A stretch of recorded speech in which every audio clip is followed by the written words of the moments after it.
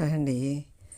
పన్నీరు చక్కగా క్యూబ్స్లా కోసుకుని ఈ విధంగా కొంచెం ఎప్పుడు కూడా కొంచెం ఎక్కువ పన్నీరు ఎక్కువ మష్రూమ్ మనం ఎప్పుడు కోసి పక్కన పెట్టుకోవాలండి. ఇక కొయ్యడం విధానం చూపించాను. తర్వాత మీరు వేయించేటప్పుడు చూసారా అలాగా కళాయిలో అడుగు పట్టేస్తుంది కదా, అందుకనే ఈ చిన్న చిట్కా పాటించండి. ఆ నూనెలోనే ఉప్పు కాస్తంత పసుపు వేసి ఈ కట్ చేసుకున్న పన్నీర్ ముక్కలు వేసేసుకుని గరిట వదలకుండా అట్లానే వేపేస్తూ ఉండండి. చక్కగా క్యూబ్స్ అన్నీ ఉప్పు పట్టి పసుపు పట్టి చక్కగా చాలా అందంగా ఉంటాయండి. తర్వాత మనం తినేటప్పుడు కూడా రుచిగా ఉంటుందండి ఆ పన్నీర్ కూర.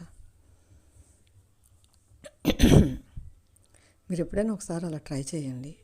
తర్వాత అదే విధంగా నూనెలో ఉప్పు పసుపు వేసుకొని ఈ మష్రూమ్ ముక్కలు కూడా వేయించుకోండి. ఇక మష్రూమ్ ముక్కలు వేయించుకుంటే దానికి బోల్డ్ అంతా నీరు వచ్చుద్దులేండి, ఇంకంతా ఇంత కాదు.